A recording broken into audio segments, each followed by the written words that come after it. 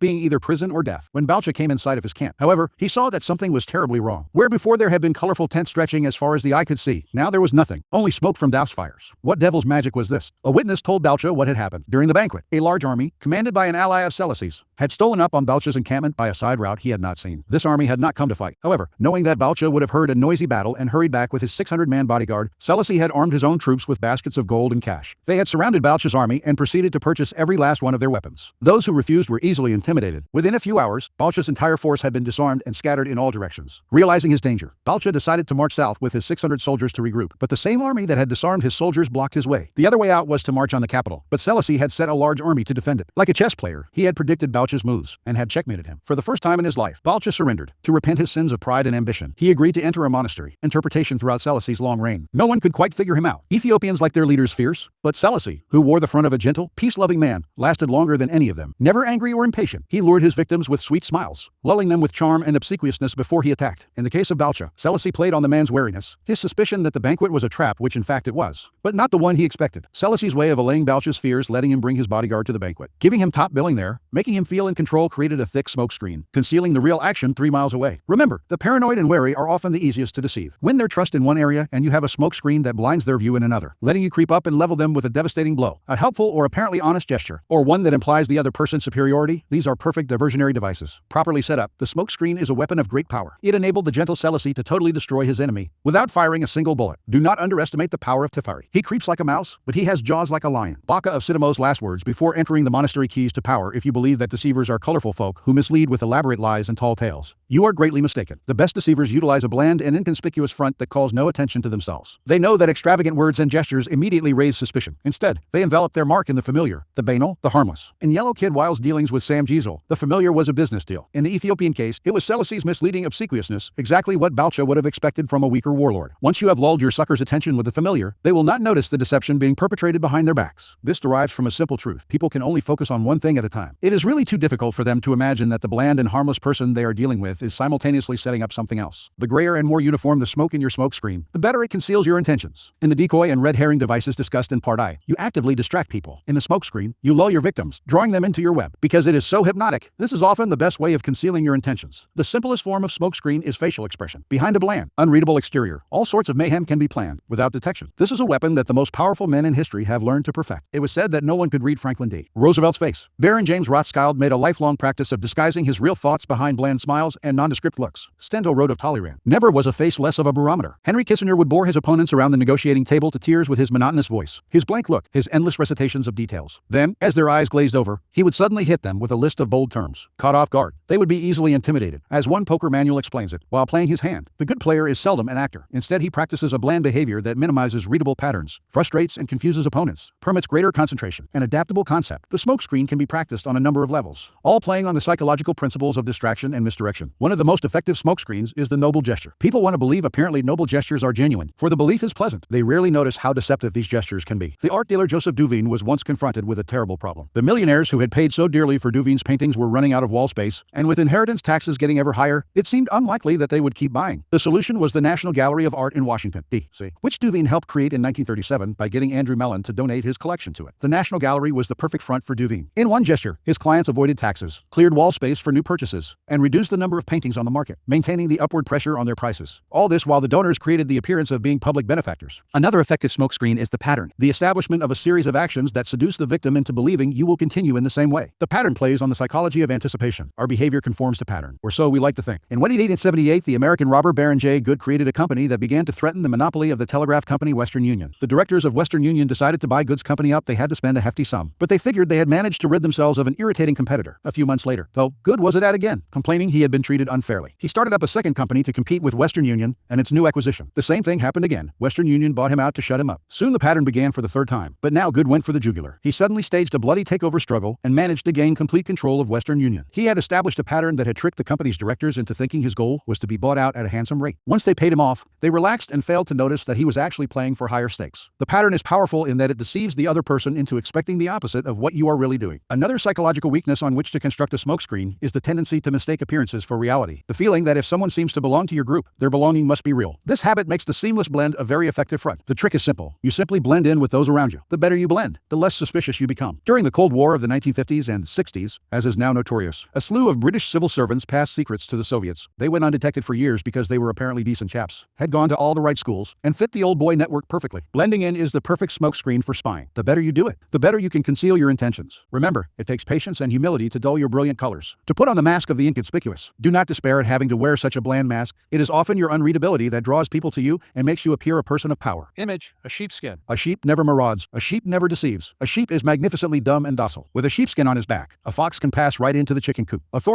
Have you ever heard of a skillful general who intends to surprise a citadel, announcing his plan to his enemy? Conceal your purpose and hide your progress. Do not disclose the extent of your designs until they cannot be opposed, until the combat is over. Win the victory before you declare the war. In a word, imitate those warlike people whose designs are not known except by the ravaged country through which they have passed. Ninon de l'Enclos. Winning 6023 18706 reversal. No smoke screen, red herring, false sincerity, or any other diversionary device will succeed in concealing your intentions if you already have an established reputation for deception. And as you get older and achieve success, it often becomes increasingly difficult to disguise your cunning. Everyone knows you practice deception. Persist in playing naive and you run the risk of seeming the rankest hypocrite, which will severely limit your room to maneuver. In such cases, it is better to own up, to appear the honest rogue, or better, the repentant rogue. Not only will you be admired for your frankness, but, most wonderful and strange of all, you will be able to continue your stratagems. As P.T. Barnum, the 19th century king of humbuggery, grew older, he learned to embrace his reputation as a grand deceiver. At one point, he organized a buffalo hunt in New Jersey, complete with Indians and a few imported buffalo. He publicized the hunt as genuine, but it came off as so completely fake that the crowd, instead of getting angry and asking for their money back, was greatly amused. They knew Barnum pulled tricks all the time. That was the secret of his success, and they loved him for it. Learning a lesson from this affair, Barnum stopped concealing all of his devices, even revealing his deceptions in a tell-all autobiography. As Kierkegaard wrote, the world wants to be deceived. Finally, although it is wiser to divert attention from your purposes by presenting a bland, familiar exterior, there are times when the colorful, conspicuous gesture is the right diversionary tactic. The great charlatan mountebanks of 17th and 18th century Europe used humor and entertainment to deceive their audiences. Dazzled by a great show, the public would not notice the charlatan's real intentions. Thus, the star charlatan himself would appear in town in a night black coach drawn by black horses. Clowns, tightrope walkers, and star entertainers would accompany him, pulling people into his demonstrations of elixirs and quack potions. The charlatan made entertainment seem like the business of the day. The business of the day was actually the sale of the elixirs and quack potions. Spectacle and entertainment, clearly, are excellent devices to conceal your intentions, but they cannot be used indefinitely. The public grows tired and suspicious, and eventually catches on to the trick. And indeed, the charlatans had to move quickly from town to town before word spread that the potions were useless and the entertainment a trick. Powerful people with bland exteriors. On the other hand, the Talleyrand, the Rothschilds, the Celesis can practice their deceptions in the same place throughout their lifetimes. Their act never wears thin, and rarely causes suspicion. The colorful smokescreen should be used cautiously, then, and only when the occasion is right. Law 4 always say less than necessary judgment when you are trying to impress people with words. The more you say, the more common you appear, and the less in control. Even if you are saying something banal, it will seem original if you make it vague, open-ended, and sphinx-like. Powerful people impress and intimidate by saying less. The more you say, the more likely you are to say something foolish. Transgression of the law. Gnaeus Marcius, also known as Coriolanus, was a great military hero of ancient Rome. In the first half of the 5th century B.C., he won many important battles, saving the city from calamity time and time again, because he spent most of his time on the battlefield. Few Romans knew him personally, making him something of a legendary figure. In 454 B.C., Coriolanus decided it was time to exploit his reputation and enter politics. He stood for election to the high rank of consul. Candidates for this position traditionally made a public address early in the race, and when Coriolanus came before the people, he began by displaying the dozens of scars he had accumulated over 17 years of fighting for Rome. Few in the crowd really heard the lengthy speech that followed. Those scars, proof of his valor and patriotism, moved the people to tears. Coriolanus's election seemed certain. When the polling day arrived, however, Coriolanus made an entry into the forum escorted by the entire Senate and by the city's patricians, the aristocracy. The common people who saw this were disturbed by such a blustering show of confidence on election day. And then Coriolanus spoke again, mostly addressing the wealthy citizens who had accompanied him. His words were arrogant and insolent. Claiming certain victory in the vote, he boasted of his battlefield exploits, made sour jokes that appealed only to the patricians, voiced angry accusations against his opponents, and speculated on the riches he would bring to Rome. This time the people listened. They had not realized that this legendary soldier was also a common braggart, down on his luck. The screenwriter Michael Arlen went to New York in 1944. To drown his sorrows, he paid a visit to the famous restaurant 21. In the lobby, he ran into Sam Goldwyn, who offered the somewhat impractical advice that he should buy racehorses. At the bar, Arlen met Louis B. Mayer, an old acquaintance, who asked him what were his plans for the future. "I was just talking to Sam Goldwyn," began Arlen. "How much did he offer you?" interrupted Mayer. "Not enough," he replied evasively. "Would you take $15,000 for 30 weeks?" asked Mayer. No hesitation this time. "Yes," said Arlen. The Little, Brown Book of Anecdotes. Clifton Fadiman, ed. 1985 news of Coriolanus's second speech spread quickly through Rome, and the people turned out in great numbers to make sure he was not elected. Defeated, Coriolanus returned to the battlefield, bitter and vowing revenge on the common folk who had voted against him. Some weeks later, a large shipment of grain arrived in Rome. The Senate was ready to distribute this food to the people for free, but just as they were preparing to vote vote on the question, Coriolanus appeared on the scene and took the Senate floor. The distribution, he argued, would have a harmful effect on the city as a whole. Several senators appeared won over, and the vote on the distribution fell into doubt. Coriolanus did not stop there. He went on to condemn the concept of democracy itself. He advocated getting rid of the people's representatives, the tribunes, and turning over the governing of the city to the patricians. One oft-told tale about Kissinger involved a report that Winston Lord had worked on for days. After giving it to Kissinger, he got it back with the notation, "Is this the best you can do?" Lord rewrote and polished and finally resubmitted it. Back it came with the same curt question. After redrafting it one more time and once again getting the same question from Kissinger, Lord snapped, "Damn it, yes, it's the best I can do." To which Kissinger replied, "Fine, then I guess I'll read it this time." Kissinger, Walter Isaacson, 1992. When word of Coriolanus's latest speech reached the people, their anger knew no bounds. The tribunes were sent to the Senate to demand that Coriolanus appear before them. He refused. Riots broke out all over the city. The Senate, fearing the people's wrath, finally voted in favor of the grain distribution. The tribunes were appeased, but the people still demanded that Coriolanus speak to them and apologize. If he repented and agreed to keep his opinions to himself, he would be allowed to return to the battlefield. Coriolanus did appear one last time before the people, who listened to him in rapt silence. He started slowly and softly, but as the speech went on, he became more and more blunt. Yet again he hurled insults. His tone was arrogant, his expression disdainful. The more he spoke, the angrier the people became. Finally, they shouted him down and silenced him. The tribunes conferred, condemned Coriolanus to death, and ordered the magistrates to take him at once to the top of the Tarpeian Rock and throw him over. The delighted crowd seconded the decision. The patrician, however, managed to intervene, and the sentence was commuted to a lifelong banishment. When the people found out that Rome's great military hero would never return to the city, they celebrated in the streets. In fact, no one had ever seen such a celebration, not even after the defeat of a foreign enemy. Interpretation before his entrance into politics. The name of Coriolanus evoked awe. His battlefield accomplishments showed him as a man of great bravery. Since the citizens knew little about him, all kinds of legends became attached to his name. The moment he appeared before the Roman citizen, however, and spoke his mind, all that grandeur and mystery vanished. He bragged and blustered like a common soldier. He insulted and slandered people, as if he felt threatened and insecure. Suddenly, he was not at all what the people had imagined. The discrepancy between the legend and the reality proved immensely disappointing to those who wanted to believe in their hero. The more Coriolanus said, the less powerful he appeared. A person who cannot control his words shows that he cannot control himself, and is unworthy of respect. The King Louis Roman XIV maintains the most impenetrable secrecy about affairs of state. The ministers attend council meetings, but he confides his plans to them only when he has reflected at length upon them and has come to a definite decision. I wish you might see the king. His expression is inscrutable, his eyes like those of a fox. He never discusses state affairs except with his ministers in council. When he speaks to courtiers, he refers only to their respective prerogatives or duties. Even the most frivolous of his utterances has the air of being the pronouncement of an oracle. Primi Visconti, quoted in Louis Roman XIV, Louis Bertrand, 1928, had Coriolanus said less, the people would never have had cause to be offended by him, would never have known his true feelings. He would have maintained his powerful aura, would certainly have been elected consul, and would have been able to accomplish his anti-democratic goals. But the human tongue is a beast that few can master. It strains constantly to break out of its cage, and if it is not tamed, it will run wild and cause you grief. Power cannot accrue to those who squander their treasure of words. Oysters open completely when the moon is full, and when the crab sees one, it throws a piece of stone or seaweed into it, and the oyster cannot close again, so that it serves the crab for meat. Such is the fate of him who opens his mouth too much, and thereby puts himself at the mercy of the listener. Leonardo da Vinci. 1E452 1E519 Observance of the law in the court of Louis Roman XIV. Nobles and ministers would spend days and nights debating issues of state. They would confer, argue, make and break alliances, and argue again, until finally the critical moment arrived. Two of them would be chosen to represent the different sides to Louis himself, who would decide what should be done. After these persons were chosen, everyone would argue some more. How should the issues be phrased? What would appeal to Louis? What would annoy him? At what time of day should the representatives approach him? And in what part of the Versailles palace? What expression should they have on their faces? Finally, after all this was settled, the fateful moment would finally arrive. The two men would approach Louis, always a delicate matter, and when they finally had his ear, they would talk about the issue at hand, spelling out the options in detail. Louis would listen in silence, a most enigmatic look on his face. Finally, when each had finished his presentation and had asked for the king's opinion, he would look at them both and say, "I shall see." Then he would walk away. The ministers and courtiers would never hear another word on this subject from the king. They would simply see the result. Weeks later, when he would come to a decision and act, he would never bother to consult them on the matter again. Undutiful words of a subject do often take deeper root than the memory of ill deeds. The late Earl of Essex told Queen Elizabeth that her conditions were as crooked as her carcass, but it cost him his head, which his insurrection had not cost him but for that speech. Sir Walter Raleigh. His most famous remark is, "Elitat. C'est moi, I am the state." Nothing could be more pithy yet more eloquent. His infamous, "I shall see," was one of several extremely short phrases that he would apply to all manner of requests. Louis was not always this way. As a young man, he was known for talking at length, delighting in his own eloquence. His later taciturnity was self-imposed, an act, a mask he used to keep everybody below him off balance. No one knew exactly where he stood, or could predict his reactions. No one could try to deceive him by saying what they thought he wanted to hear, because no one knew what he wanted to hear. As they talked on and on to the silent Louis, they revealed more and more about themselves, information he would later use against them to great effect. In the end, Louis's silence kept those around him terrified and under his thumb. It was one of the foundations of his power. As St. Simon wrote, no one knew as well as he how to sell his words, his smile, even his glances. Everything in him was valuable because he created differences, and his majesty was enhanced by the sparseness of his words. It is even more damaging for a minister to say foolish things than to do them. Cardinal de Retz. 1E6013 1E679 Keys to Power is in many ways a game of appearances, and when you say less than necessary, you inevitably appear greater and more powerful than you are. Your silence will make other people uncomfortable. Humans are machines of interpretation and explanation. They have to know what you are thinking. When you carefully control what you reveal, they cannot pierce your intentions questions or your meaning. Your short answers and silences will put them on the defensive, and they will jump in, nervously filling the silence with all kinds of comments that will reveal valuable information about them and their weaknesses. They will leave a meeting with you feeling as if they had been robbed, and they will go home and ponder your every word. This extra attention to your brief comments will only add to your power. Saying less than necessary is not for kings and statesmen only. In most areas of life, the less you say, the more profound and mysterious you appear. As a young man, the artist Andy Warhol had the revelation that it was generally impossible to get people to do what you wanted them to do by talking to them. They would turn against you, subvert your wishes, disobey you out of sheer perversity. He once told a friend, "I learned that you actually have more power when you shut up." In his later life, Warhol employed this strategy with great success. His interviews were exercises in oracular speech. He would say something vague and ambiguous, and the interviewer would twist in circles trying to figure it out, imagining there was something profound behind his often meaningless phrases. Warhol rarely talked about his work. He let others do the interpreting. He claimed to have learned this technique from that master of enigma Marcel Duchamp, another 20th century artist who realized early on that the less he said about his work, the more people talked about it, and the more they talked, the more valuable his work became. By saying less than necessary, you create the appearance of meaning and power. Also, the less you say, the less risk you run of saying something foolish, even dangerous. In 1825, a new czar, Nicholas I, ascended the throne of Russia. A rebellion immediately broke out, led by liberals demanding that the country modernize, that its industries and civil structures catch up with the rest of Europe. Brutally crushing this rebellion, the Decembrist uprising, Nicholas I sentenced one of its leaders, Kondraty Rylev, to death. On the day of the execution, Rylev stood on the gallows, the noose around his neck. The trapdoor opened, but as Rylev dangled, the rope broke, dashing him to the ground. At the time, events like this were considered signs of providence or heavenly will, and a man saved from execution this way was usually pardoned. As Rylev got to his feet, bruised and dirtied but believing his neck had been saved, he called out to the crowd, "You see, in Russia they don't know how to do anything properly, not even how to make rope." A messenger immediately went to the Winter Palace with news of the failed hanging. Vexed by this disappointing turnabout, Nicholas I nevertheless began to sign the pardon. But then, did Rylev say anything after this miracle? The Tsar asked the messenger. "Sire," the messenger replied, "he said that in Russia they don't even know how to make rope." "In that case," said the Tsar, "let us prove the contrary," and he tore up the pardon. The next day Rylev was hanged again. This time the rope did not break. Learn the lesson. Once the words are out, you cannot take them back. Keep them under control. Be particularly careful with sarcasm. The momentary satisfaction you gain with your biting words will be outweighed by the price you pay. Image, the oracle at Delphi. When visitors consulted the oracle, the priestess would utter a few enigmatic words that seemed full of meaning and import. No one disobeyed the words of the oracle. They held power over life and death. Authority. Never start moving your own lips and teeth before the subordinates do. The longer I keep quiet, the sooner others move their lips and teeth. As they move their lips and teeth, I can thereby understand their real intentions. If the sovereign is not mysterious, the ministers will find opportunity to take and take. Han Fei Tzu, Chinese philosopher, 3rd century B.C. Reversal. There are times when it is unwise to be silent. Silence can arouse suspicion and even insecurity, especially in your superiors. A vague or ambiguous comment can open you up to interpretations you had not bargained for. Silence and saying less than necessary must be practiced with caution, then, and in the right situations. It is occasionally wiser to imitate the court jester, who plays the fool but knows he is smarter than the king. He talks and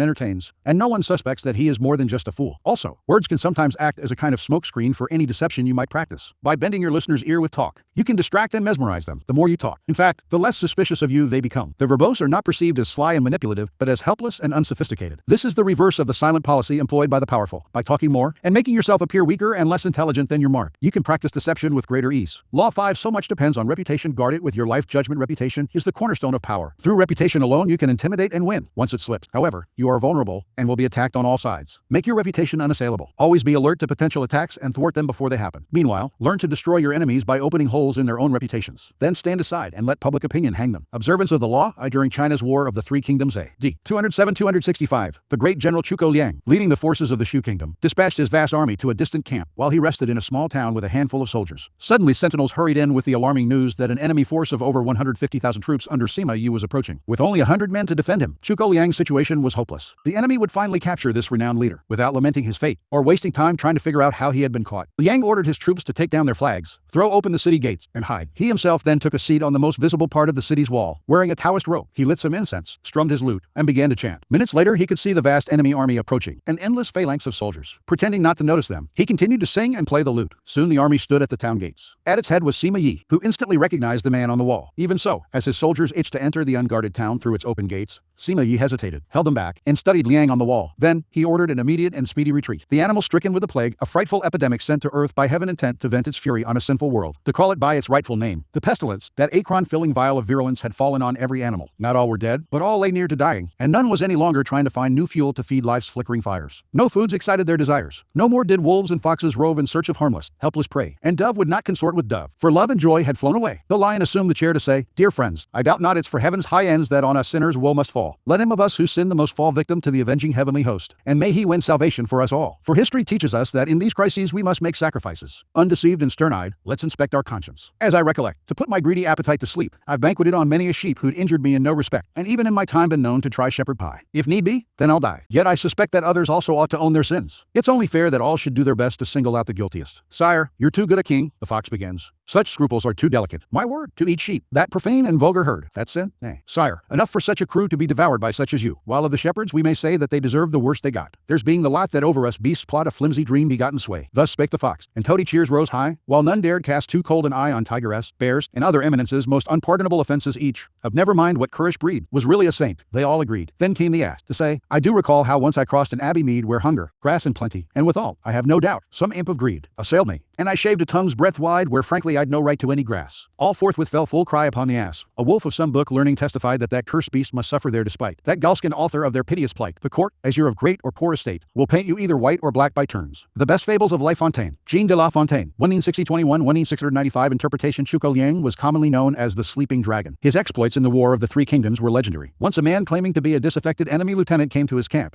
offering help and information. Liang instantly recognized the situation as a setup. This man was a false deserter and should be beheaded. At the last minute, though, as the axe was about to fall, Liang stopped the execution and offered to spare the man's life if he agreed to become a double agent. Grateful and terrified, the man agreed and began supplying false information to the enemy. Liang won battle after battle. On another occasion, Liang stole a military seal and created false documents, dispatching his enemy's troops to distant locations. Once the troops had dispersed, he was able to capture 3 cities, so that he controlled an entire corridor of the enemy's kingdom. He also once tricked the enemy into believing one of its best generals was a traitor, forcing the man to escape and join forces with Liang. The Sleeping Dragon carefully cultivated his reputation of being the cleverest man in China, one who always had a trick up his sleeve, as powerful as any weapon. This reputation struck fear into his enemy. Sima Yi had fought against Zhuge Liang dozens of times and knew him well. When he came on the empty city, with Liang praying on the wall, he was stunned. The Taoist robes, the chanting, the incense, this had to be a game of intimidation. The man was obviously taunting him, daring him to walk into a trap. The game was so obvious that for one moment, it crossed Yi's mind that Liang actually was alone and desperate. But so great was his fear of Liang that he dared not risk finding out. Such is the power of reputation. It can put a vast army on the defensive, even force them into retreat, without a single arrow being fired. For, as Cicero says, even those who argue against fame still want the books they write against it to bear their name in the title, and hope to become famous for despising it. Everything else is subject to barter. We will let our friends have our goods and our lives if need be, but a case of sharing our fame and making someone else the gift of our reputation is hardly to be found. Montaigne, 1E533, 1E592. Observance of the Law, Roman 2, and 1E1841. The young P.T. Barnum, trying to establish his reputation as America's premier showman, decided to purchase the American Museum in Manhattan and turn it into a collection of curiosities that would secure his fame. The problem was that he had no money. The museum's asking price was $15,000, but Barnum was able to put together a proposal that appealed to the institution's owners, even though it replaced cash up front with dozens of guarantees and references. The owners came to a verbal agreement with Barnum, but at the last minute, the principal partner changed his mind, and the museum and its collection were sold to the directors of Peale's Museum. Barnum was infuriated, but the partner explained that business was business. The museum had been sold to Peale's because Peale's had a reputation and Barnum had none. Barnum immediately decided that if he had no reputation to bank on, his only recourse was to ruin the reputation of Peale's. Accordingly, he launched a letter-writing campaign in the newspapers, calling the owners a bunch of broken-down bank directors who had no idea how to run a museum or entertain people. He warned the public against buying Peale's stock, since the business's purchase of another museum would invariably spread its resources thin. The campaign was effective. The stock plummeted, and with no more confidence in Peale's track record and reputation, the owners of the American Museum reneged on their deal and sold the whole thing to Barnum. It took years for Peale's to recover, and they never forgot what Barnum had done. Mr. Peale himself decided to attack Barnum by building a reputation for highbrow entertainment, promoting his museum's programs as more scientific than those of his vulgar competitor. Mesmerism, hypnotism was one of Peale's scientific attractions, and for a while it drew big crowds and was quite successful. To fight back, Barnum decided to attack Peale's reputation yet again. Barnum organized a rival mesmeric performance in which he himself apparently put a little girl into a trance. Once she seemed to have fallen deeply under, he tried to hypnotize members of the audience, but no matter how hard he tried, none of the spectators fell under his spell, and many of them began to laugh. A frustrated Barnum finally announced that to prove the little girl's trance was real, he would cut off one of her fingers without her noticing. But as he sharpened the knife, the little girl's eyes popped open, and she ran away, to the audience's delight. He repeated this and other parodies for several weeks. Soon no one could take Peale's show seriously, and attendance went way down. Within a few weeks, the show closed. Over the next few years, Barnum established a reputation for audacity and consummate showmanship that lasted his whole life. Peale's reputation, on the other hand, never recovered. Interpretation. Barnum used 2 different tactics to ruin Peale's reputation. The first was simple. He sowed doubts about the museum's stability and solvency. Doubt is a powerful weapon. Once you let it out of the bag with insidious rumors, your opponents are in a horrible dilemma. On the one hand, they can deny the rumors, even prove that you have slandered them, but a layer of suspicion will remain. Why are they defending themselves so desperately? Maybe the rumor has some truth to it. If, on the other hand, they take the high road and ignore you, the doubts, unrefuted refuted, will be even stronger. If done correctly, the sowing of rumors can so infuriate and unsettle your rivals that in defending themselves they will make numerous mistakes. This is the perfect weapon for those who have no reputation of their own to work from. Once Barnum did have a reputation of his own. He used the second, gentler tactic, the fake hypnotism demonstration. He ridiculed his rival's reputation. This too was extremely successful. Once you have a solid base of respect, ridiculing your opponent both puts him on the defensive and draws more attention to you, enhancing your own reputation. Outright slander and insult are too strong at this point. They are ugly and may hurt you more than help you. But gentle barbs and mockery suggest that you have a strong enough sense of your own worth to enjoy a good laugh at your rival's expense. A humorous front can make you out as a harmless entertainer while poking holes in the reputation of your rival. It is easier to cope with a bad conscience than with a bad reputation. Friedrich Nietzsche,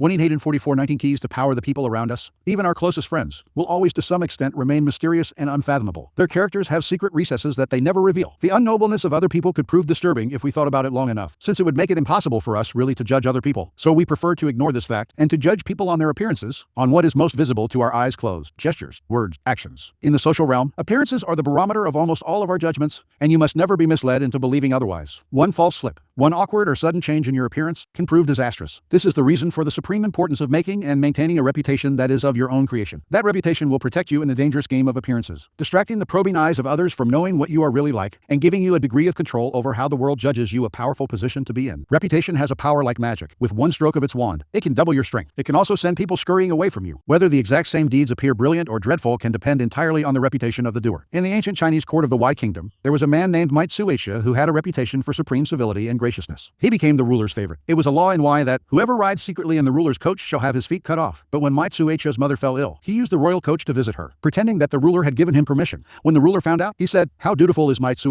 For his mother's sake, he even forgot that he was committing a crime, making him liable to lose his feet. Another time, the two of them took a stroll in an orchard. Mai Tzu began eating a peach that he could not finish, and he gave the ruler the other half to eat. The ruler remarked, "You love me so much that you would even forget your own saliva taste and let me eat the rest of the peach." Later, however, envious fellow courtiers, spreading word that Mai Tzu was actually devious and arrogant, succeeded in damaging his reputation. The ruler came to see his actions in a new light. "This fellow once rode in my coach under pretense of my order," he told the courtiers angrily, "and another time he gave me a half-eaten peach, for the same actions that had charmed the ruler when he was the favorite." Mai Tzu now had to suffer the penalties. The fate of his feet depended solely on the strength of his reputation. In the beginning, you must work to establish a reputation for one outstanding quality, whether generosity or honesty or cunning. This quality sets you apart and gets other people to talk about you. You then make your reputation known to as many people as possible subtly. Though, take care to build slowly and with a firm foundation, and watch as it spreads like wildfire. A solid reputation increases your presence and exaggerates your strengths without your having to spend much energy. It can also create an aura around you that will instill respect, even fear. In the fighting in the North African desert during World War II, the German general Erwin Rommel had a reputation for cunning and for deceptive maneuvering that struck terror into everyone who faced him, even when his forces were depleted, and when British tanks outnumbered his by 5-1. Entire cities would be evacuated at the news of his approach. As they say, your reputation inevitably precedes you, and if it inspires respect, a lot of your work is done for you before you arrive on the scene or utter a single word. Your success seems destined by your past triumphs. Much of the success of Henry Kissinger's shuttle diplomacy rested on his reputation for ironing out differences. No one wanted to be seen as so unreasonable that Kissinger could not sway him. A peace treaty seemed a fait accompli as soon as Kissinger's name became involved in the negotiations. Make your reputation simple and base it on one sterling quality. This single quality, efficiency, say, or seductiveness, becomes a kind of calling card that announces your presence and places others under a spell. A reputation for honesty will allow you to practice all manner of deception. Casanova used his reputation as a great seducer to pave the way for his future conquests. Women who had heard of his powers became immensely curious and wanted to discover for themselves what had made him so romantically successful. Perhaps you have already stained your reputation so that you are prevented from establishing a new one. In such cases, it is wise to associate with someone whose image counteracts your own, using their good name to whitewash and elevate yours. It is hard, for example, to erase a reputation for dishonesty by yourself, but a paragon of honesty can help. When P.T. Barnum wanted to clean up a reputation for promoting vulgar entertainment, he brought the singer Jenny Lind over from Europe. She had a stellar, high-class reputation, and the American tour Barnum sponsored for her greatly enhanced his own image. Similarly, the great robber barons of 19th century America were long unable to rid themselves of a reputation for cruelty and mean-spiritedness. Only when they began collecting art, so that the names of Morgan and Frick became permanently associated with those of Da Vinci and Rembrandt, were they able to soften their unpleasant image. Reputation is a treasure to be carefully collected and hoarded, especially when you are first establishing it. You must protect it strictly, anticipating all attacks on it. Once it is solid, do not let yourself get angry or defensive at the slanderous comments of your enemies. That reveals insecurity, not confidence in your reputation. Take the high road instead, and never appear desperate in your self-defense. On the other hand, an attack on another man's reputation is a potent weapon, particularly when you have less power than he does. He has much more to lose in such a battle, and your own thus far small reputation gives gives him a small target when he tries to return your fire. Barnum used such campaigns to great effect in his early career. But this tactic must be practiced with skill. You must not seem to engage in petty vengeance. If you do not break your enemy's reputation cleverly, you will inadvertently ruin your own. Thomas Edison, considered the inventor who harnessed electricity, believed that a workable system would have to be based on direct current DC. When the Serbian scientist Nikola Tesla appeared to have succeeded in creating a system based on alternating current AC, Edison was furious. He determined to ruin Tesla's reputation by making the public believe that the AC system was inherently unsafe, and Tesla irresponsible in promoting it. To this end, he captured all kinds of household pets and electrocuted them to death with an AC current. When this wasn't enough, in 1890, he got New York State prison authorities to organize the world's first execution by electrocution, using an AC current. But Edison's electrocution experiments had all been with small creatures. The charge was too weak, and the man was only half killed. In perhaps the country's cruelest state-authorized execution, the procedure had to be repeated. It was an awful spectacle. Although, in the long run, it is Edison's name that has survived. At the time, his campaign damaged his own reputation more than Tesla's. He backed off. The lesson is simple: never go too far in attacks like these, for that will draw more attention to your own vengefulness than to the person you are slandering. When your own reputation is solid, use subtler tactics, such as satire and ridicule, to weaken your opponent while making you out as a charming rogue. The mighty lion toys with the mouse that crosses his path. Any other reaction would mar his fearsome reputation. Image: a mine full of diamonds and rubies. You dug for it. You found it, and your wealth is now assured. Guard it with your life. Robbers and thieves will appear from all sides. Never take your wealth for granted, and constantly renew it. Time will diminish the jewel's luster and bury them from sight. Authority: therefore I should wish our courtier to bolster up his inherent worth with skill and cunning, and ensure that whenever he has to go where he is a stranger, he is preceded by a good reputation. For the fame which appears to rest on the opinions of many fosters a certain unshakable belief in a man's worth, which is then easily strengthened in minds already thus disposed and prepared. Baldassare Castiglione, 184 and 78, 1d529. Reversal: there is no possible reversal. Reputation is critical. There are no exceptions to this law. Perhaps, not caring what others think of you, you gain a reputation for insolence and arrogance. But that can be a valuable image in itself. Oscar Wilde used it to great advantage. Since we must live in society and must depend on the opinions of others, there is nothing to be gained by neglecting your reputation. By not caring how you are perceived, you let others decide this for you. Be the master of your fate, and also of your reputation. Law 6. Court attention at all cost judgment. Everything is judged by its appearance. What is unseen counts for nothing. Never let yourself get lost in the crowd, then, or buried in oblivion. Stand out. Be conspicuous at all cost. Make yourself a magnet of attention by appearing larger, more colorful, more mysterious than the bland and timid masses. Part I. Surround your name with the sensational and scandalous. Draw attention to yourself by creating an unforgettable, even controversial image. Court scandal. Do anything to make yourself seem larger than life and shine more brightly than those around you. Make no distinction between kinds of attention. Notoriety of any sort will bring you power. Better to be slandered and attacked than ignored. Observance of the law. P.T. Barnum, America's premier 19th century showman, started his career as an assistant to the owner of a circus, Aaron Turner. In 1836, the circus stopped in Annapolis, Maryland, for a series of performances. On the morning of opening day, Barnum took a stroll through town, wearing a new black suit. People started to follow him. Someone in the gathering crowd shouted out that he was the Reverend Ephraim K. Avery, infamous as a man acquitted of the charge of murder, but still believed guilty by most Americans. The angry mob tore off Barnum's suit and was ready to lynch him. After desperate appeals, Barnum finally convinced them to follow him to the circus, where he could verify his identity. The Wasp and the Prince, a wasp named Pintail, was long in quest of some deed that would make him forever famous. So one day he entered the king's palace and stung the little prince, who was in bed. The prince awoke with loud cries. The king and his courtiers rushed in to see what had happened. The prince was yelling as the wasp stung him again and again. The courtiers tried to catch the wasp, and each in turn was stung. The whole royal household rushed in. The news soon spread, and people flocked to the palace. The city was in an uproar. All business suspended. Said the wasp to itself, before it expired from its efforts, a name without fame is like fire without flame. There is nothing like attracting notice at any cost. Indian fable once there? Old Turner confirmed that this was all a practical joke. He himself had spread the rumor that Barnum was Avery. The crowd dispersed, but Barnum, who had nearly been killed, was not amused. He wanted to know what could have induced his boss to play such a trick. My dear Mr. Barnum, Turner replied, it was all for our good. Remember, all we need to ensure success is notoriety. And indeed, everyone in town was talking about the joke. And the circus was packed that night, and every night it stayed in Annapolis. Barnum had learned a lesson he would never forget. Barnum's first big venture of his own was the American Museum, a collection of curiosities, located in New York. One day, a beggar approached Barnum in the street. Instead of giving him money, Barnum decided to employ him. Taking him back to the museum, he gave the man 5 bricks and told him to make a slow circuit of several blocks. At certain points, he was to lay down a brick on the sidewalk, always keeping one brick in hand. On the return journey, he was to replace each brick on the street with the one he held. Meanwhile, he was to remain serious of countenance and to answer no questions. Once back at the museum, he was to enter, walk around inside, then leave through the back door and make the same bricklaying circuit again. On the man's first walk through the streets, several hundred people watched his mysterious movements. By his 4th circuit, onlookers swarmed around him, debating what he was doing. Every time he entered the museum, he was followed by people who bought tickets to keep watching him. Many of them were distracted by the museum's collections and stayed inside. By the end of the first day, the brick man had drawn over 1,000 people into the museum. A few days later, the police ordered him to cease and desist from his walks. The crowds were blocking traffic. The bricklaying stopped, but thousands of New Yorkers had entered the museum, and many of those had become P.T. Barnum converts. Even when I'm railed at, I get my quota of renown. Pietro Aretino. When my 492 1D556 Barnum would put a band of musicians on a balcony overlooking the street, beneath a huge banner proclaiming free music for the millions. What generosity, New Yorkers thought, and they flocked to hear the free concerts. But Barnum took pains to hire the worst musicians he could find. And soon after the band struck up, people would hurry to buy tickets to the museum, where they would be out of earshot of the band's noise and of the booing of the crowd. The court artist, a work that was voluntarily presented to a prince was bound to seem in some way special. The artist himself might also try to attract the attention of the court through his behavior. In Vasari's judgment, Sodoma was well known both for his personal eccentricities and for his reputation as a good painter. Because Pope Leo X found pleasure in such strange, harebrained individuals, he made Sodoma a night, causing the artist to go completely out of his mind. Van Mander found it odd that the products of Cornelis Kettle's experiments in mouth and foot painting were bought by notable persons because of their oddity, yet Kettle was only adding a variation to similar experiments by Titian, Ugo da Carpi, and Palma Giovane, who, according to Boschini, painted with their fingers because they wished to imitate the method used by the supreme creator. Van Mander reports that Gossert attracted the attention of Emperor Charles V by wearing a fantastic paper costume. In doing so, he was adopting the tactics used by Dinocrates, who, in order to gain access to Alexander the Great, is said to have appeared disguised as the naked Hercules when the monarch was sitting in judgment. The court artist, Martin Warnke, 1993. One of the first oddities Barnum toured around the country was Joyce Hath, a woman he claimed was 161 years old, and whom he advertised as a slave who had once been George Washington's nurse. After several months, the crowds began to dwindle, so Barnum sent an anonymous letter to the papers, claiming that Heth was a clever fraud. Joyce Heth, he wrote, is not a human being but an automaton, made up of whalebone, India rubber, and numberless springs. Those who had not bothered to see her before were immediately curious, and those who had already seen her paid to see her again, to find out whether the rumor that she was a robot was true. In 1842, Barnum purchased the carcass of what was purported to be a mermaid. This creature resembled a monkey with the body of a fish, but the head and body were perfectly joined. It was truly a wonder. After some research, Barnum discovered that the creature had been expertly put together in Japan, where the hoax had caused quite a stir. He nevertheless planted articles in newspapers around the country claiming the capture of a mermaid in the Fiji Islands. He also sent the papers woodcut prints of paintings showing mermaids. By the time he showed the specimen in his museum, a national debate had been sparked over the existence of these mythical creatures. A few months before Barnum's campaign, no one had cared or even known about mermaids. Now everyone was talking about them as if they were real. Crowds flocked in record numbers to see the Fiji mermaid and to hear debates on the subject. A few years later, Barnum toured Europe with General Tom Thumb, a 5-year-old dwarf from Connecticut whom Barnum claimed was an 11-year-old English boy, and whom he had trained to do many remarkable acts. During this tour, Barnum's name attracted such attention that Queen Victoria, that paragon of sobriety, requested a private audience with him and his talented dwarf at Buckingham Palace. The English press may have ridiculed Barnum, but Victoria was royally entertained by him and respected him ever after. Interpretation: Barnum understood the fundamental truth about attracting attention. Once people's eyes are on you, you have a special legitimacy. For Barnum, creating interest meant creating a crowd. As he later wrote, every crowd has a silver lining, and crowds tend to act in conjunction. If one person stops to see your beggarman laying bricks in the street, more will do the same. They will gather like dust bunnies. Then, given a gentle push, they will enter your museum or watch your show. To create a crowd, you have to do something different and odd. Any kind of curiosity will serve the purpose, for crowds are magnetically attracted by the unusual and inexplicable. And once you have their attention, never let it go. If it veers toward other people, it does so at your expense. Barnum would ruthlessly suck attention from his competitors, knowing what a valuable commodity it is at the beginning of your rise to the top. Then, spend all your energy on attracting attention. Most important, the quality of the attention is irrelevant. No matter how badly his shows were reviewed, or how slanderously personal were the attacks on his hoaxes, Barnum would never complain if a newspaper critic reviled him particularly badly. In fact, he made sure to invite the man to an opening and to give him the best seat in the house. He would even write anonymous attacks on his own work, just to keep his name in the papers. From Barnum's vantage, attention, whether negative or positive, was the main ingredient of his success. The worst fate in the world for a man who yearns fame, glory, and, of course, power is to be ignored. If the courtier happens to engage in arms in some public spectacle such as jousting, he will ensure that the horse he has is beautifully caparisoned, that he himself is suitably attired, with appropriate mottos and ingenious devices to attract the eyes of the onlookers in his direction, as surely as the lodestone attracts iron. Baldassare Castiglione, 184 and 78, 185 and 29. Keys to power: burning more brightly than those around you is a skill that no one is born with. You have to learn to attract attention, as surely as the lodestone attracts iron. At the start of your career, you must attach your name and reputation to a quality, an image, that sets you apart from other people. This image can be something like a characteristic style of dress, or a personality quirk that amuses people and gets talked about. Once the image is established, you have an appearance, a place in the sky for your star. It is a common mistake to imagine that this peculiar appearance of yours should not be controversial, that to be attacked is somehow bad. Nothing could be further from the truth. To avoid being a flash in the pan, and having your notoriety eclipsed by another, you must not discriminate between different types of attention. In the end, every kind will work in your favor. Barnum, we have seen, welcomed personal attacks, and felt no need to defend himself. He deliberately courted the image of being a humbug. The court of Louis Roman XIV contained many talented writers, artists, great beauties, and men and women of impeccable virtue. But no one was more talked about than the singular Duc de Lauzun. The Duke was short, almost dwarfish, and he was prone to the most insolent kinds of behavior. He slept with the king's mistress, and openly insulted not only other courtiers but the king himself. Louis, however, was so beguiled by the Duke's eccentricities that he could not bear his absences from the court. It was simple. The strangeness of the Duke's character attracted attention. Once people were enthralled by him, they wanted him around at any cost. Society craves larger-than-life figures, people who stand above the general mediocrity. Never be afraid, then, of the qualities that set you apart and draw attention to you. Court controversy, even scandal. It is better to be attacked, even slandered, than ignored. All professions are ruled by this law, and all professionals must have a bit of the showman about them. The great scientist Thomas Edison knew that to raise money he had to remain in the public eye at any cost. Almost as important as the inventions themselves was how he presented them to the public and courted attention. Edison would design visually dazzling experiments to display his discoveries with electricity. He would talk of future inventions that seemed fantastic at the time, robots, and machines that could photograph thought, and that he had no intention of wasting his energy on. But that made the public talk about him. He did everything he could to make sure that he received more attention than his his great rival Nikola Tesla, who may actually have been more brilliant than he was, but whose name was far less known. In 1915, it was rumored that Edison and Tesla would be joint recipients of that year's Nobel Prize in Physics. The prize was eventually given to a pair of English physicists. Only later was it discovered that the prize committee had actually approached Edison, but he had turned them down, refusing to share the prize with Tesla. By that time, his fame was more secure than Tesla's, and he thought it better to refuse the honor than to allow his rival the attention that would have come even from sharing the prize. If you find yourself in a lowly position that offers little opportunity for you to draw attention, an effective trick is to attack the most visible, most famous, most powerful person you can find. When Pietro Aretino, a young Roman servant boy of the early 16th century, wanted to get attention as a writer of verses, he decided to publish a series of satirical poems ridiculing the Pope and his affection for a pet elephant. The attack put Aretino in the public eye immediately. A slanderous attack on a person in a position of power would have a similar effect. Remember, however, to use such tactics sparingly after you have the public's attention. When the act can wear thin. Once in the limelight, you must constantly renew it by adapting and varying your method of courting attention. If you don't, the public will grow tired, will take you for granted, and will move on to a newer star. The game requires constant vigilance and creativity. Pablo Picasso never allowed himself to fade into the background. If his name became too attached to a particular style, he would deliberately upset the public with a new series of paintings that went against all expectations. Better to create something ugly and disturbing, he believed, than to let viewers grow too familiar with his work. Understand, people feel superior to the person whose actions they can predict. If you show them who is in control by playing against their expectations, you both gain their respect and tighten your hold on their fleeting attention. Image, the limelight. The actor who steps into this brilliant light attains a heightened presence. All eyes are on him. There is room for only one actor at a time in the limelight's narrow beam. Do whatever it takes to make yourself its focus. Make your gestures so large, amusing, and scandalous that the light stays on you while the other actors are left in the shadows. Authority. Be ostentatious and be seen. What is not seen is as though it did not exist. It was light that first caused all creation to shine forth. Display fills up many blanks, covers up deficiencies, and gives everything a second life, especially when it is backed by genuine merit. Baltasar Gracian, 1601-1658, Part Roman 2. Create an air of mystery in a world growing increasingly banal and familiar. What seems enigmatic instantly draws attention. Never make it too clear what you are doing or about to do. Do not show all your cards. An air of mystery heightens your presence. It also creates anticipation. Everyone will be watching you to see what happens next. Use mystery to beguile, seduce, even frighten. Observance of the law beginning in 1905. Rumors started to spread throughout Paris of a young Oriental girl who danced in a private home, wrapped in veils that she gradually discarded. A local journalist who had seen her dancing reported that a woman from the Far East had come to Europe laden with perfume and jewels to introduce some of the richness of the Oriental color and life into the satiated society of European cities. Soon everyone knew the dancer's name, Mata Hari. Early that year, in the winter, small and select audiences would gather in a salon filled with Indian statues and other relics, while an orchestra played music inspired by Hindu and Javanese melodies. After keeping the audience waiting and wondering, Mata Hari would suddenly appear, in a startling costume, a white cotton brassiere covered with Indian-type jewels, jeweled bands at the waist supporting a sarong that revealed as much as it concealed, bracelets up the arms. Then Mata Hari would dance, in a style no one in France had seen before, her whole body swaying as if she were in a trance. She told her excited and curious audience that her dances told stories from Indian mythology and Javanese folktales. Soon the cream of Paris, and ambassadors from far-off lands, were competing for invitations to the salon, where it was rumored that Mata Hari was actually performing sacred dances in the nude. The public wanted to know more about her. She told journalists that she was actually Dutch in origin, but had grown up on the island of Java. She would also talk about time spent in India, how she had learned sacred Hindu dances there, and how Indian women can shoot straight, ride horseback, and are capable of doing logarithms and talk philosophy. By the summer of 1905, although few Parisians had actually seen Mata Hari dance, her name was on everyone's lips. As Mata Hari gave more interviews, the story of her origins kept changing. She had grown up in India. Her grandmother was the daughter of a Javanese princess. She had lived on the island of Sumatra, where she had spent her time, horseback riding, gun in hand, and risking her life. No one knew anything certain about her, but journalists did not mind these changes in her biography. They compared her to an Indian goddess, a creature from the pages of Baudelaire, whatever their imagination wanted to see in this mysterious woman from the East. In August of 1905, Mata Hari performed for the first time in public. Crowds thronging to see her on opening night caused a riot. She had now become a cult figure, spawning many imitations. One reviewer wrote, "Mata Hari personifies all the poetry of India, its mysticism, its voluptuousness, its hypnotizing charm." Another noted, "If India possesses such unexpected treasures, then all Frenchmen will emigrate to the shores of the Ganges." Soon the fame of Mata Hari and her sacred Indian dances spread beyond Paris. She was invited to Berlin, Vienna, Milan. Over the next few years she performed throughout Europe, mixed with the highest social circles, and earned an income that gave her an independence rarely enjoyed by a woman of the period. Then, near the end of World War I, she was arrested in France, tried, convicted, and finally executed as a German spy. Only during the trial did the truth come out. Mata Hari was not from Java or India, had not grown up in the Orient, did not have a drop of Eastern blood in her body. Her real name was Margaretha Zell, and she came from the stolid northern province of Friesland, Holland. Interpretation: when Margaretha Zell arrived in Paris in 1904, she had half a franc in her pocket. She was one of the thousands of beautiful young girls who flocked to Paris every year, taking work as artists, models, nightclub dancers, or vaudeville performers at the Folies Bergère. After a few years, they would inevitably be replaced by younger girls, and would often end up on the streets, turning to prostitution, or else returning to the town they came from, older and chastened. Zell had higher ambitions. She had no dance experience and had never performed in the theater, but as a young girl she had traveled with her family and had witnessed local dances in Java and Sumatra. mantra. Zell clearly understood that what was important in her act was not the dance itself, or even her face or figure, but her ability to create an air of mystery about herself. The mystery she created lay not just in her dancing, or her costumes, or the stories she would tell, or her endless lies about her origins. It lay in an atmosphere enveloping everything she did. There was nothing you could say for sure about her. She was always changing, always surprising her audience with new costumes, new dances, new stories. This air of mystery left the public always wanting to know more, always wondering about her next move. Mata Hari was no more beautiful than many of the other young girls who came to Paris, and she was not a particularly good dancer. What separated her from the mass, what attracted and held the public's attention, and made her famous and wealthy, was her mystery. People are enthralled by mystery because it invites constant interpretation. They never tire of it. The mysterious cannot be grasped, and what cannot be seized and consumed creates power. Keys to power. In the past, the world was filled with the terrifying and unknowable diseases, disasters, capricious despots, the mystery of death itself. What we could not understand we reimagined as myths and spirits. Over the centuries, though, we have managed, through science and reason, to illuminate the darkness. What was mysterious and forbidding has grown familiar and comfortable. Yet this light has a price. In a world that is ever more banal, that has had its mystery and myth squeezed out of it, we secretly crave enigmas, people or things that cannot be instantly interpreted, seized, and consumed. That is the power of the mysterious. It invites layers of interpretation, excites our imagination, seduces us into believing that it conceals something marvelous. The world has become so familiar, and its inhabitants so predictable, that what wraps itself in mystery will almost always draw the limelight to it and make us watch it. Do not imagine that to create an air of mystery you have to be grand and awe-inspiring. Mystery that is woven into your day-to-day demeanor and is subtle has that much more power to fascinate and attract attention. Remember, most people are upfront, can be read like an open book, take little care to control their words or image, and are hopelessly predictable. By simply holding back, keeping silent, occasionally uttering ambiguous phrases, deliberately appearing inconsistent, and acting odd in the subtlest of ways, you will emanate an aura of mystery. The people around you will then magnify that aura by constantly trying to interpret you. Both artists and con artists understand the vital link between being mysterious and attracting interest. Count Victor Lustig, the aristocrat of swindlers, played the game to perfection. He was always doing things that were different, or seemed to make no sense. He would show up at the best hotels in a limo driven by a Japanese chauffeur. No one had ever seen a Japanese chauffeur before, so this seemed exotic and strange. Lustig would dress in the most expensive clothing, but always with something: a medal, a flower, an armband out of place, at least in conventional terms. This was seen not as tasteless, but as odd and intriguing. In hotels, he would be seen receiving telegrams at all hours, one after the other, brought to him by his Japanese chauffeur. Telegrams he would tear up with utter nonchalance. In fact, they were fakes, completely blank. He would sit alone in the dining room, reading a large and impressive-looking book, smiling at people yet remaining aloof. Within a few days, of course, the entire hotel would be abuzz with interest in this strange man. All this attention allowed Lustig to lure suckers in with ease. They would beg for his confidence and his company. Everyone wanted to be seen with this mysterious aristocrat, and in the presence of this distracting enigma, they wouldn't even notice that they were being robbed blind. An air of mystery can make the mediocre appear intelligent and profound. It made Mata Hari, a woman of average appearance and intelligence, seem like a goddess, and her dancing divinely inspired. An air of mystery about an artist makes his or her artwork immediately more intriguing, a trick Marcel Duchamp played to great effect. It is all very easy to do say little about your work, tease and titillate with alluring, even contradictory comments, then stand back and let others try to make sense of it all. Mysterious people put others in a kind of inferior position that of trying to figure them out, to degrees that they can control. They also elicit the fear surrounding anything uncertain or unknown. All great leaders know that an aura of mystery draws attention to them and creates an intimidating presence. Mao Zedong, for example, cleverly cultivated an enigmatic image. He had no worries about seeming inconsistent or contradicting himself. The very contradictoriness of his actions and words meant that he always had the upper hand. No one, not even his own wife, ever felt they understood him, and he therefore seemed larger than life. This also meant that the public paid constant attention to him, ever anxious to witness his next move. If your social position prevents you from completely wrapping your actions in mystery, you must at least learn to make yourself less obvious. Every now and then, act in a way that does not mesh with other people's perception of you. This way you keep those around you on the defensive, eliciting the kind of attention that makes you powerful. Done right, the creation of enigma can also draw the kind of attention that strikes terror into your enemy. During the Second Punic War 219-202 BC, the great Carthaginian general Hannibal was wreaking havoc in his march on Rome. Hannibal was known for his cleverness and duplicity. Under his leadership, Carthage's army, though smaller than those of the Romans, had constantly outmaneuvered them. On one occasion, though, Hannibal's scouts made a horrible blunder, leading his troops into a marshy terrain with the sea at their back. The Roman army blocked the mountain passes that led inland, and its general, Fabius, was ecstatic at last he had Hannibal trapped, posting his best sentries on the passes. He worked on a plan to destroy Hannibal's forces, but in the middle of the night, the sentries looked down to see a mysterious sight. A huge procession of lights was heading up the mountain, thousands and thousands of lights. If this was Hannibal's army, it had suddenly grown 100-fold. The sentries argued heatedly about what this could mean. Reinforcements from the sea? Troops that had been hidden in the area? Ghosts? No explanation made sense. As they watched, fires broke out all over the mountain, and a horrible noise drifted up to them from below, like the blowing of a million horns. Demon, they thought. The sentries, the bravest and most sensible in the Roman army, fled their posts in a panic. By the next day, Hannibal had escaped from the marshland. What was his trick? Had he really conjured up demons? Actually, what he had done was order bundles of twigs to be fastened to the horns of the thousands of oxen that traveled with his troops as beasts of burden. The twigs were then lit, giving the impression of the torches of a vast army heading up the mountain. When the flames burned down to the oxen's skin, they stampeded in all directions, bellowing like mad and setting fires all over the mountainside. The key to this device's success was not the torches, the fires, or the noises in themselves, however, but the fact that Hannibal had created a puzzle that captivated the the sentries' attention and gradually terrified them. From the mountaintop, there was no way to explain this bizarre sight. If the sentries could have explained it, they would have stayed at their posts. If you find yourself trapped, cornered, and on the defensive in some situation, try a simple experiment. Do something that cannot be easily explained or interpreted. Choose a simple action, but carry it out in a way that unsettles your opponent, a way with many possible interpretations, making your intentions obscure. Don't just be unpredictable, although this tactic too can be successful. See Law 17. Like Hannibal, create a scene that cannot be read. There will seem to be no method to your madness, no rhyme or reason, no single explanation. If you do this right, you will inspire fear and trembling, and the sentries will abandon their posts. Call it the feigned madness of Hamlet tactic, for Hamlet uses it to great effect in Shakespeare's play, frightening his stepfather Claudius through the mystery of his behavior. The mysterious makes your forces seem larger, your power more terrifying. Image. The dance of the veils envelop the dancer. What they reveal causes excitement. What they conceal heightens interest. The essence of mystery. Authority. If you do not declare yourself immediately, you arouse expectation. Mix a little mystery with everything, and the very mystery stirs up veneration. And when you explain, be not too explicit. In this manner, you imitate the divine way when you cause men to wonder and watch. Balthasar Gracian. 1601-1658. Reversal. In the beginning of your rise to the top, you must attract attention at all cost, but as you rise higher, you must constantly adapt. Never wear the public out with the same tactic. An air of mystery works wonders for those who need to develop an aura of power and get themselves noticed, but it must seem measured and under control. Mata Hari went too far with her fabrications. Although the accusation that she was a spy was false, at the time it was a reasonable presumption because all her lies made her seem suspicious and nefarious. Do not let your air of mystery be slowly transformed into a reputation for deceit. The mystery you create must seem a game, playful and unthreatening. Recognize when it goes too far and pull back. There are times when the need for attention must be deferred, and when scandal and notoriety are the last things you want to create. The attention you attract must never offend or challenge the reputation of those above you not. At any rate, if they are secure, you will seem not only paltry but desperate by comparison. There is an art to knowing when to draw notice and when to withdraw. Lola Montez was one of the great practitioners of the art of attracting attention. She managed to rise from a middle-class Irish background to being the lover of Franz Liszt, and then the mistress and political advisor of King Ludwig of Bavaria. In her later years, though, she lost her sense of proportion. In London in 1850, there was to be a performance of Shakespeare's Macbeth featuring the greatest actor of the time, Charles John Keane. Everyone of consequence in English society was to be there. It was rumored that even Queen Victoria and Prince Albert were to make a public appearance. The custom of the period demanded that everyone be seated before the Queen arrived. So the audience got there a little early, and when the Queen entered her royal box, they observed the convention of standing up and applauding her. The royal couple waited, then bowed. Everyone sat down and the lights were dimmed. Then, suddenly, all eyes turned to a box opposite Queen Victoria's. A woman appeared from the shadows, taking her seat later than the Queen. It was Lola Montez. She wore a diamond tiara on her dark hair and a long fur coat over her shoulders. People whispered in amazement as the ermine cloak was dropped to reveal a low-neck gown of crimson velvet. By turning their heads, the audience could see that the royal couple deliberately avoided looking at Lola's box. They followed Victoria's example, and for the rest of the evening, Lola Montez was ignored. After that evening, no one in fashionable society dared to be seen with her. All her magnetic powers were reversed. People would flee her sight. Her future in England was finished. Never appear overly greedy for attention. Then, for it signals insecurity, and insecurity drives power away. Understand that there are times when it is not in your interest to be the center of attention. When in the presence of a king or queen, for instance, or the equivalent thereof, bow and retreat to the shadows. Never compete. Law 7. Get others to do the work for you, but always take the credit. Judgment. Use the wisdom, knowledge, and legwork of other people to further your own cause. Not only will such assistance save you valuable time and energy, it will give you a godlike aura of efficiency and speed. In the end, your helpers will be forgotten, and you will be remembered. Never do yourself what others can do for you. Transgression and observance of the law. In 1883, a young Serbian scientist named Nikola Tesla was working for the European division of the Continental Edison Company. He was a brilliant inventor, and Charles Batchelor, a plant manager and a personal friend of Thomas Edison, persuaded him he should seek his fortune in America, giving him a letter of introduction to Edison himself. So began a life of woe and tribulation that lasted until Tesla's death. The tortoise, the elephant, and the hippopotamus. One day, the tortoise met the elephant, who trumpeted, "Out of my way, you weakling, I might step on you." The tortoise was not afraid and stayed where he was. So the elephant stepped on him, but could not crush him. "Do not boast, Mr. Elephant. I am as strong as you are," said the tortoise, but the elephant just laughed. So the tortoise asked him to come to his hill the next morning. The next day, before sunrise, the tortoise ran down the hill to the river, where he met the hippopotamus, who was just on his way back into the water after his nocturnal feeding. "Mr. Hippo, shall we have a two-golf war?" "I bet I'm as strong as you are," said the tortoise. The hippopotamus laughed at this ridiculous idea, but agreed. The tortoise produced a long rope and told the hippo to hold it in his mouth until the tortoise shouted, "Hey!" Then the tortoise ran back up the hill where he found the elephant, who was getting impatient. He gave the elephant the other end of the rope and said, "When I say hey, pull, and you'll see which of us is the strongest." Then he ran halfway back down the hill, to a place where he couldn't be seen, and shouted, "Hey!" The elephant and the hippopotamus pulled and pulled, but neither could budge the other. They were of equal strength. They both agreed that the tortoise was as strong as they were. Never do what others can do for you. The tortoise let others do the work for him while he got the credit. Zerin fable when Tesla met Edison in New York. The famous inventor hired him on the spot. Tesla worked 18-hour days, finding ways to improve the primitive Edison dynamos. Finally, he offered to redesign them completely. To Edison, this seemed a monumental task that could last years without paying off. But he told Tesla, "There's $50,000 in it for you if you can do it." Tesla labored day and night on the project, and after only a year, he produced a greatly improved version of the dynamo. complete with automatic controls. He went to Edison to break the good news and receive his $50,000. Edison was pleased with the improvement, for which he and his company would take credit. But when it came to the issue of the money, he told the young Serb, "Tesla, you don't understand our American humor," and offered a small raise instead. Tesla's obsession was to create an alternating current system AC of electricity. Edison believed in the direct current system DC, and not only refused to support Tesla's research, but later did all he could to sabotage him. Tesla turned to the great Pittsburgh magnate George Westinghouse, who had started his own electricity company. Westinghouse completely funded Tesla's research and offered him a generous royalty agreement on future profits. The AC system Tesla developed is still the standard today, but after patents were filed in his name, other scientists came forward to take credit for the invention, claiming that they had laid the groundwork for him. His name was lost in the shuffle, and the public came to associate the invention with Westinghouse himself. A year later, Westinghouse was caught in a takeover bid from J. Pierpont Morgan, who made him rescind the generous royalty contract he had signed with Tesla. Westinghouse explained to the scientists that his company would not survive if it had to pay him his full royalties. He persuaded Tesla to accept a buyout of his patents for $216,000, a large sum, no doubt, but far less than the $12 million they were worth at the time. The financiers had divested Tesla of the riches, the patents, and essentially the credit for the greatest invention of his career. The name of Guglielmo Marconi is forever linked with the invention of radio. But few know that in producing his invention, he broadcast a signal across the English Channel in 1899. Marconi made use of a patent Tesla had filed in 1897, and that his work depended on Tesla's research. Once again, Tesla received no money and no credit. Tesla invented an induction motor as well as the AC power system, and he is the real father of radio. Yet none of these discoveries bear his name. As an old man, he lived in poverty. In 1917, during his later impoverished years, Tesla was told he was to receive the Edison Medal of the American Institute of Electrical Engineers. He turned the medal down. "You propose," he said, "to honor me with a medal which I could pin upon my coat and strut for a vain hour before the members of your institute. You would decorate my body and continue to let starve for failure to supply recognition, my mind and its creative products, which have supplied the foundation upon which the major portion of your institute exists." Interpretation: many harbor the illusion that science, dealing with facts as it does, is beyond the petty rivalries that trouble the rest of the world. Nikola Tesla was one of those. He believed science had nothing to do with politics, and claimed not to care for fame and riches. As he grew older, though, this ruined his scientific work. Not associated with any particular discovery, he could attract no investors to his many ideas. While he pondered great inventions for the future, others stole the patents he had already developed and got the glory for themselves. He wanted to do everything on his own, but merely exhausted and impoverished himself in the process. Edison was Tesla's polar opposite. He wasn't actually much of a scientific thinker or inventor. He once said that he had no need to be a mathematician because he could always hire one. That was Edison's main method. He was really a businessman and publicist, spotting the trends and the opportunities that were out there, then hiring the best in the field to do the work for him. If he had to, he would steal from his competitors. Yet his name is much better known than Tesla's and is associated with more inventions. To be sure, if the hunter relies on the security of the carriage, utilizes the legs of the 6 horses, and makes Wang Liang hold their reins, then he will not tire himself and will find it easy to overtake swift animals. Now supposing he discarded the advantage of the carriage, gave up the useful legs of the horses and the skill of Wang Liang, and alighted to run after the animals, then even though his legs were as quick as Liu Kai's, he would not be in time to overtake the animals. In fact, if good horses and strong carriages are taken into use, then mere bondmen and bondwomen will be good enough to catch the animals. Han Fei Tzu, Chinese philosopher, 3rd century BC. The lesson is twofold. First, the credit for an invention or creation is as important, if not more important, than the invention itself. You must secure the credit for yourself and keep others from stealing it away, or from piggybacking on your hard work. To accomplish this, you must always be vigilant and ruthless, keeping your creation quiet until you can be sure there are no vultures circling overhead. Second, learn to take advantage of other people's work to further your own cause. Time is precious and life is short. If you try to do it all on your own, you run yourself ragged, waste energy, and burn yourself out. It is far better to conserve your forces, pounce on the work others have done, and find a way to make it your own. Everybody steals in commerce and industry. I've stolen a lot myself, but I know how to steal. Thomas Edison. 1847-1931. Keys to power. The world of power has the dynamics of the jungle. There are those who live by hunting and killing, and there are also vast numbers of creatures, hyenas, vultures, who live off the hunting of others. These latter, less imaginative types are often incapable of doing the work that is essential for the creation of power. They understand early on, though, that if they wait long enough, they can always find another animal to do the work for them. Do not be naive. At this very moment, while you are slaving away on some project, there are vultures circling above trying to figure out a way to survive and even thrive off your creativity. It is useless to complain about this or to wear yourself ragged with bitterness, as Tesla did. Better to protect yourself and join the game. Once you have established a power base, become a vulture yourself and save yourself a lot of time and energy. The blind hen, a hen who had lost her sight and was accustomed to scratching up the earth in search of food, although blind, still continued to scratch away most diligently. Of what use was it to the industrious fool? Another sharp-sighted hen who spared her tender feet never moved from her side and enjoyed, without scratching, the fruit of the other's labor. For as often as the blind hen scratched up a barley corn, her watchful companion devoured it. Fables, Gotthold Lessing. 1729, 1781. Of the two poles of this game, one can be illustrated by the example of the explorer Vasco Núñez de Balboa. Balboa had an obsession, the discovery of El Dorado, a legendary city of vast riches. Early in the 16th century, after countless hardships and brushes with death, he found evidence of a great and wealthy empire to the south of Mexico, in present-day Peru. By conquering this empire, the Incan, and seizing its gold, He would make himself the next Cortez. The problem was that even as he made this discovery, word of it spread among hundreds of other conquistadors. He did not understand that half the game was keeping it quiet and carefully watching those around him. A few years after he discovered the location of the Incan Empire, a soldier in his own army, Francisco Pizarro, helped to get him beheaded for treason. Pizarro went on to take what Balboa had spent so many years trying to find. The other pole is that of the artist Peter Paul Rubens, who, late in his career, found himself deluged with requests for paintings. He created a system. In his large studio, he employed dozens of outstanding painters, one specializing in robes, another in backgrounds, and so on. He created a vast production line in which a large number of canvases would be worked on at the same time. When an important client visited the studio, Rubens would shoo his hired painters out for the day. While the client watched from a balcony, Rubens would work at an incredible pace, with unbelievable energy. The client would leave in awe of this prodigious man, who could paint so many masterpieces in so short a time. This is the essence of the law. Learn to get others to do the work for you while you take the credit, and you appear to be of godlike strength and power. If you think it important to do all the work yourself, you will never get far, and you will suffer the fate of the Balboas and Teslas of the world. Find people with the skills and creativity you lack. Either hire them, while putting your own name on top of theirs, or find a way to take their work and make it your own. Their creativity thus becomes yours, and you seem a genius to the world. There is another application of this law that does not require the parasitic use of your contemporaries' labor. Use the past, a vast storehouse of knowledge and wisdom. Isaac Newton called this standing on the shoulders of giants. He meant that in making his discoveries he had built on the achievements of others. A great part of his aura of genius, he knew, was attributable to his shrewd ability to make the most of the insights of ancient, medieval, and Renaissance scientists. Shakespeare borrowed plots, characterizations, and even dialogue from Plutarch, among other writers, for he knew that nobody surpassed Plutarch in the writing of subtle psychology and witty quotes. How many later writers have in their turn borrowed from plagiarized Shakespeare? We all know how few of today's politicians write their own speeches. Their own words would not win them a single vote. Their eloquence and wit, whatever there is of it, they owe to a speechwriter. Other people do the work. They take the credit. The upside of this is that it is a kind of power that is available to everyone. Learn to use the knowledge of the past, and you will look like a genius, even when you are really just a clever borrower. Writers who have delved into human nature, ancient masters of strategy, historians of human stupidity and folly, kings and queens who have learned the hard way how to handle the burdens of power. Their knowledge is gathering dust, waiting for you to come and stand on their shoulders. Their wit can be your wit, their skill can be your skill, and they will never come around to tell people how unoriginal you really are. You can slog through life, making endless mistakes, wasting time and energy trying to do things from your own experience. Or you can use the armies of the past. As Bismarck once said, fools say that they learn by experience. I prefer to profit by others' experience. Image, the vulture. Of all the creatures in the jungle, he has it the easiest. The hard work of others becomes his work. Their failure to survive becomes his nourishment. Keep an eye on the vulture while you are hard at work. He is circling above. Do not fight him. Join him. Authority, there is much to be known. Life is short, and life is not life without knowledge. It is therefore an excellent device to acquire knowledge from everybody. Thus, by the sweat of another's brow, you win the reputation of being an oracle. Baltasar Gracian, 1